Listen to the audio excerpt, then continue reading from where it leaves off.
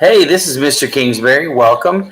These are some notes over domain and range. I like to do my notes in a special form or a special style, I guess. And now that this video is actually started, I don't even remember what it's called. Oh, Cornell Notes. That's what it's called.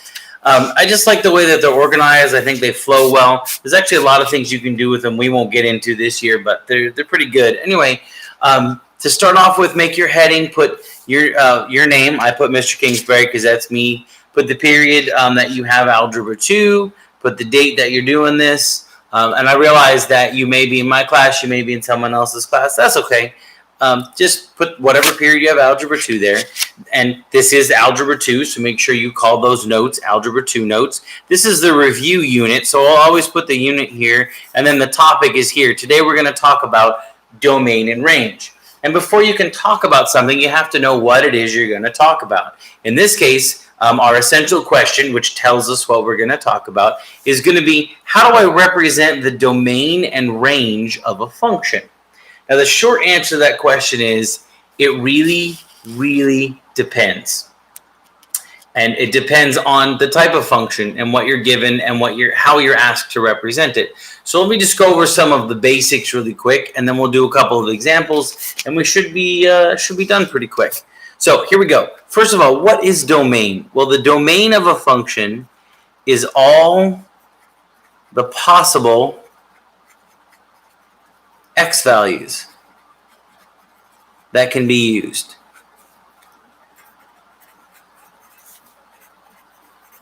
And the range, very similarly, is going to be all the possible y values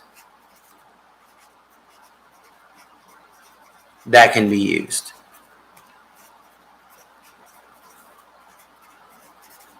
So depending on what you're given, the domain and the range can be very large or very small. It kind of depends. Some situations you can only use whole numbers. Like, for example, if you're counting the number of people that visit a museum every day, and so you're collecting that number on Monday, Tuesday, Wednesday, Thursday, Friday, well, your numbers are going to be whole numbers because you don't count half of a person. You don't talk about a fourth of a person or an eighth of a person. And I know some of you want to talk about how there may be people without limbs or short people or what have you. No, they're all whole people. So that puts a limit on the domain. Other times you have a situation like if you just have an equation where you can use any possible number you think of, even really nasty, gross, disgusting decimals. So what you have decides what the domain is or places some restrictions on it. Sometimes, and you're going to see some examples of that. So when we talk about the domain, we're just talking about all the things that could possibly go in there. Another thing that'll pop up, and we'll talk about this later in the year also, but sometimes you have places where if you plug a specific x value in, the equation doesn't work. And we have a special name for those, and we'll get into it later, but when that happens, those values aren't part of the domain. Range is similar. It's all the possible y values. Basically, it's whatever values you get out after doing stuff to the x values. Another thing that we have to consider is, as I mentioned, whether we're just using whole numbers or we're using specific numbers, or if we can use all of the numbers. For example, if I am counting quarters and how much they're worth, 1 quarter is 25 cents. 2 quarters is 50 cents. 3 quarters is 75 cents. 4 quarters is $1. So at 4 quarters, I have my whole number. That's $1. But if I were to just put 1 quarter down, if I was making a table, 1 quarter would be 0.25. 2 quarters would be 0.50. So that limits what numbers we can use. For the domain, we're using 1, 2, 3, 4, 5. But for the range, we're using other numbers that are just decimals. And right now, I'm just trying to give you some examples so you can understand what I'm about to say and the vocabulary I'm about to use. Other times, you use all of the numbers and every number in between. So when you have a set of numbers that are apart from each other, we say that data is discrete. Discrete means disconnected. And what I want you to think of is stuff you count. So if it's something that you would count, it's going to be a discrete set of numbers. Like my example earlier where we're counting the number of people going into a museum, that would be a discrete set of numbers. The opposite of that is continuous. Continuous means connected. These are things that you might measure.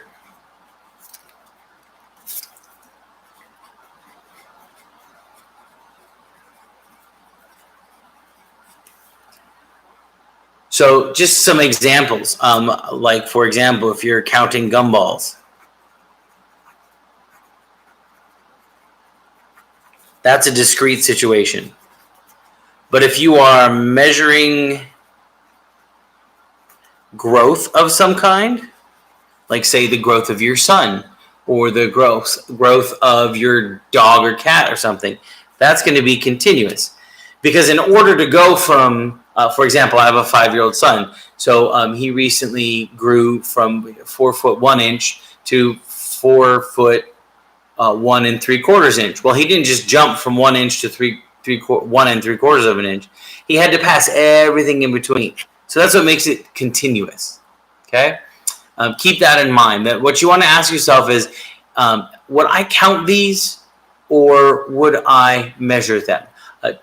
Usually we're going to be using continuous sets for the most part. Really the only time you would use a discrete set of numbers or group of numbers would be if you're given ordered pairs, or if you were given, I know, a situation where you're counting something. They tend to be more rare unless we force them. Yeah. Anyway. Once you've decided what types of numbers you're looking at, whether they're discrete or continuous, and you're going to write out the domain and the range, you also have to decide which of your notations you're going to use. So we have 3 types of notation.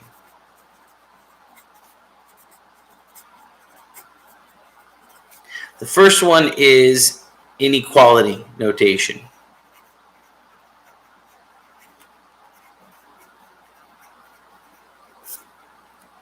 What you're going to have is that whatever the smallest number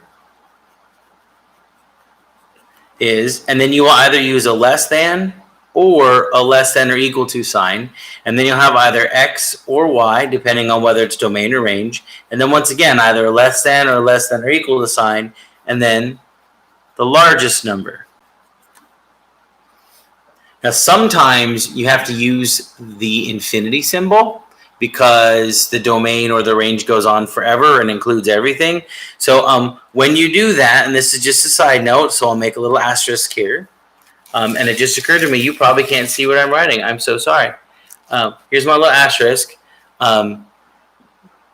You only use a less than with infinity or negative infinity. Keep that in mind. And I'll do some examples here in a second. All right. The second kind is called set notation. For the most part, it is going to look a lot like inequality notation. So I'm going to mention that. Looks like inequality notation, but with more stuff.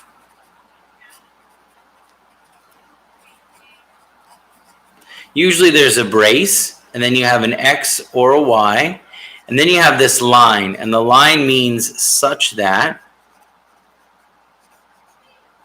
and then you use an X or Y again. If you use an X first, you use an X second, and then you have this weirdo symbol. It looks like an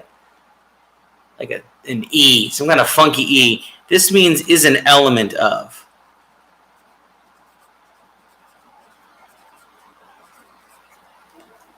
And then we'll put all real numbers. And actually that can change.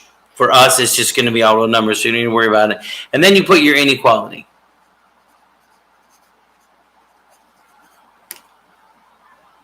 And your brace. And I'm sorry, I got a little smushed in there.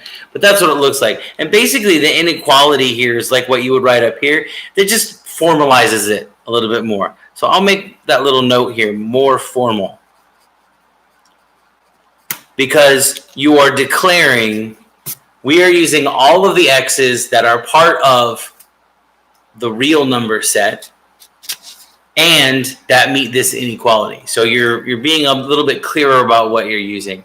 And yes, there are numbers that are not real. We will talk about them later in the year. The next and last type of notation is called interval notation.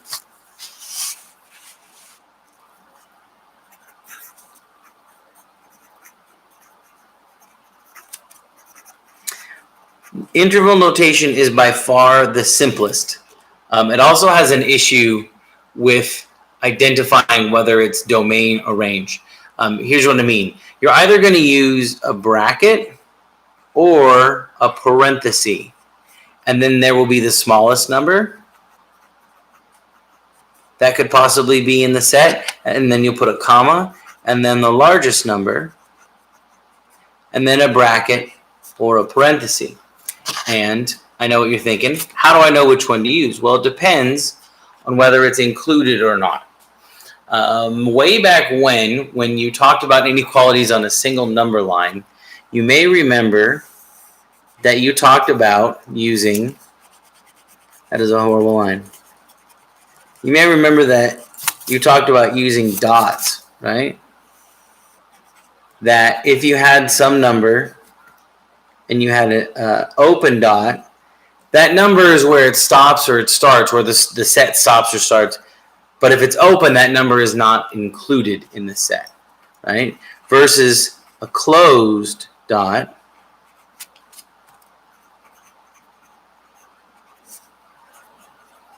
which means it is included. And that's just a weird concept. So let me see if I can explain it. So I'm talking to you from my house right now. In my backyard, I have a fence around my backyard. Now, regardless of who owns that fence, that is the place that shows where my yard stops and my neighbor's yard starts. Now, if I were to own the fence, I would use a closed circle because that tells me that the fence is mine. If the neighbor owned the fence, then I would use an open circle because it tells me that the fence belongs to the neighbor. It's still, however, where my yard stops. That's what this is about. That's what open and closed mean. Now, what does that mean as far as our notations? Well, open and closed, if you remember doing inequalities in the coordinate plane, all right, so you should have had lines that you did inequalities on. You found out that if you had a dashed line, that was the same as an open circle, and a solid line was the same as a closed circle. Well, similarly, less than and greater than are like that open circle or that dashed line, and less than or equal to and greater than or equal to are the same. So these all mean that the number you're at is part of the answer of the set. And also, I should take it one step further. Going back to our interval notation, I mentioned brackets and parentheses. Well, parentheses mean it's not included or it's open or whatever you want to call it. And brackets mean that it is included. And as I do some examples, it will make more sense how things interplay with each other. All right. So let's do a few examples, and then we should be good to go for this video. So let's start with example 1. Let's say I give you this set. It's a very simple set. Let's go 1, -5. Whoops. I'm going to give you some ordered pairs, right? 1, -5, 2, -7, 3, -9, and 4, -11. Not the best set, but what do you do? The domain is all the x values. Well, that would be 1, 2, 3, and 4. And we do that in order from smallest to largest. Very important. The range would be all the y values. The smallest would be -11, then -9, then -7, and -5. And right now I know you're going, Kingsbury, you just showed me 3 different types of notation. That doesn't look like any of them. You're correct. When we do discrete stuff, because this is a discrete set, it's disconnected. When we have discrete data, we simply use, this is another form of set notation. We use the set notation and we just list the numbers. So that's what you're going to do. If I give you ordered pairs, or if I were to give you a table, for example, or if I gave you a graph that was just dots, you would list the x values out like this. No big deal. Those are the domain values. Those are the range values. So, and I thought I would just do one like that. The rest of these will be continuous. And I'm going to use graphs to explain them. So I have a calculator here, and it looks like my son has been playing on it. Let me put a line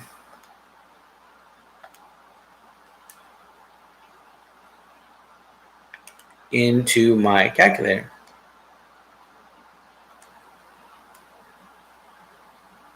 Beautiful. So I'll just make it simple. And I'll show you the graph here. Oh, a little whatever. There we go. So you'll note as the x values get bigger, the graph continues to go up and up and up, and it continues on forever. And if I were to zoom out, you would see that this line looks to be about the same. I'm going to continue to zoom out. It never stops. There doesn't seem to be anything that stops at all. So I'm just going to sketch the graph really quick. I believe it goes to the point 0, 0. So I'm just going to sketch the graph really quick. There's my x-axis, my y-axis. There's a line. I don't think that's quite right.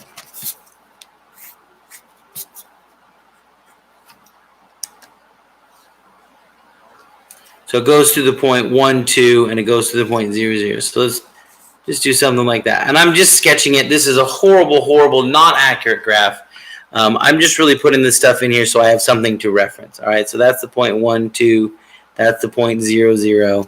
Okay, so the domain would be all real numbers. Now you can write out all real numbers. By the way, that's what the R meant in set notation, if you remember correctly.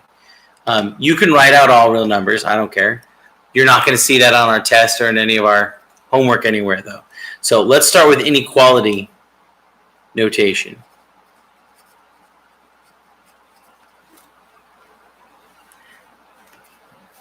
This goes on forever.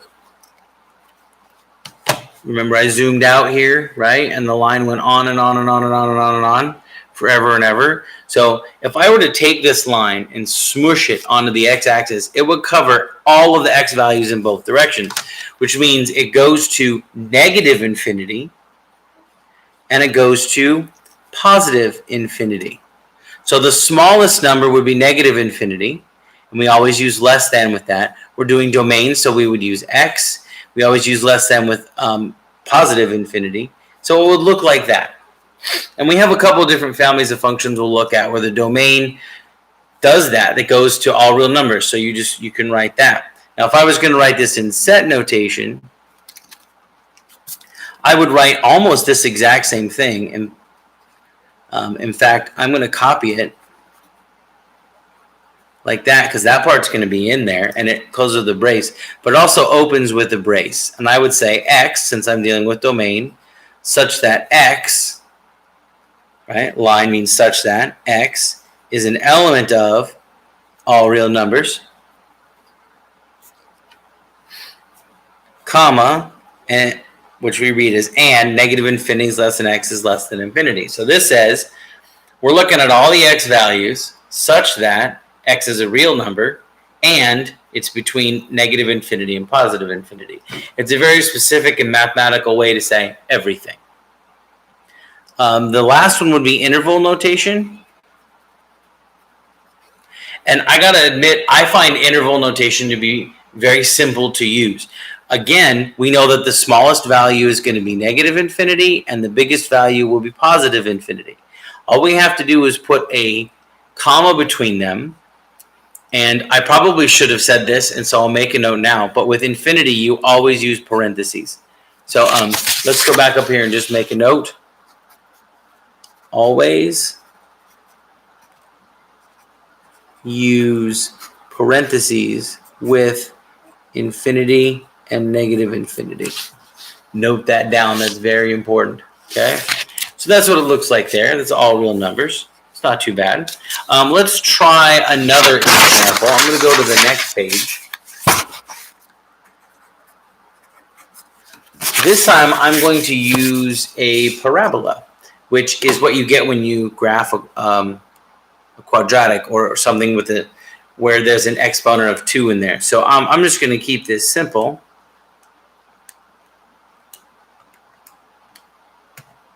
We can take a look at the graph here. You can see it's a U shape. And I'm just going to look for a moment. I'm going to zoom out. And I'm just going to look on the ends and see what happens. So I zoomed out. All right, they're still going up and up and up. Zoomed out again, still going up and up. I'm going to do it one more time because I don't think I'm going to be able to see it much. So it looks like the sides of this thing, they just go on forever. Now, so if I were to take this, graph and smush it down, it would cover all of the x values, right? This from here to here would be covered by this part, and then this piece would cover all the positive x's over here. This piece would cover the negative x's over here. So the domain is going to be all real numbers. Well, we already did one with that. How about we do range? And what's interesting here is the range is a little fun. So for starters, let me draw. This is really just a sketch. And I'm looking here. This isn't fabulous, but it looks like we've got a vertex at 0, -2. So I'm going to put that there. And I'm going to just do that. It doesn't have to be pretty at all, I promise. I'm not going to worry about the domain. Let's talk about the range. And let's see if we can work it backwards. So from the range, So for the range, let's start with interval. Interval notation. If we were to take this graph and smush it together, here's the graph again. If we were to smush it onto the y-axis, take these sides and push them in so that it covers y values, it would start here at -2 and cover everything on up forever. You saw when we zoomed out that the two sides keep going up and up and up and up. So we know that all of these y values go on forever in the positive direction there. So if I were to squish this up on the y-axis, it would start here at -2 and go up. So my smallest number is -2, and then it's going on into positive infinity. So we'll put positive infinity there. Now I mentioned we always use parentheses with infinity, so I'll put a parenthesis there. The question is, do I use a parenthesis or a bracket with the -2? And the answer is, since it's a solid line that this point with -2 on it is on, we will use a bracket. So that's interval notation. Now what I like about interval notation is it's really easy to get inequality notation from that. For starters, we know that -2 is the smallest value. We know infinity is the largest value. And it's range, so we know y is going to go in the middle. The bracket, if you'll remember, I told you the bracket was the equivalent. I got it right here. The bracket is the equivalent of a less than or equal to. A parenthesis is the equivalent of just less than. So this bracket right here, that's next to the number 2, that says that -2 is included in the set. That means we use a less than or equal to. These are the same. One means the other. And then over here, the parenthesis means just less than. So there's inequality, and then set notation comes from inequality notation really, really easily. So I would say, this is just how I'm thinking, but if I were given inequality notation and asked to come up with set notation and interval notation, I would do the set notation next, because literally I can copy this whole thing. -2, less than or equal to y, less than infinity. That's the end part.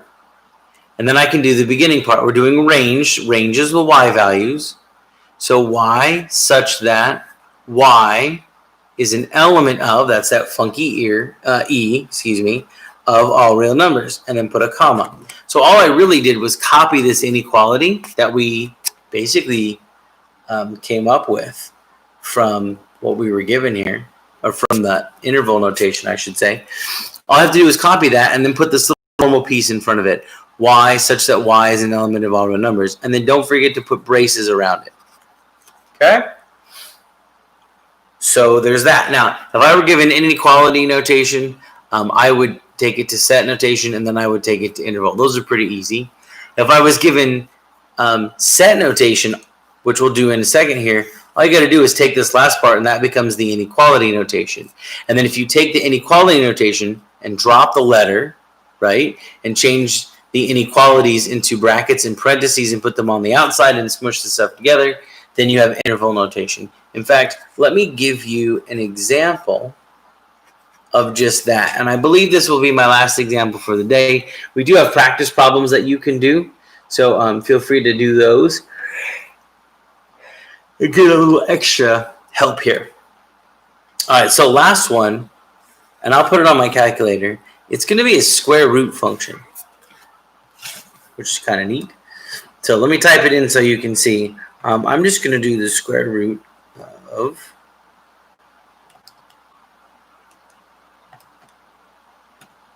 that. I don't like that. There we go.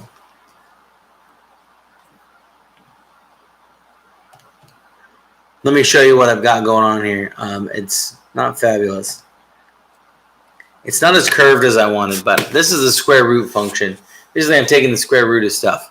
And you can see it starts here, and then it goes off in the positive x direction. If I were to smush this up against the x-axis, it would start here and go on forever into infinity. So there's that. Let me just draw this really quick. So 1, 2, 3, 1, 2, 3, 4, 5. And it goes like this. So I'm going to do both domain and range. And let's start with set notation.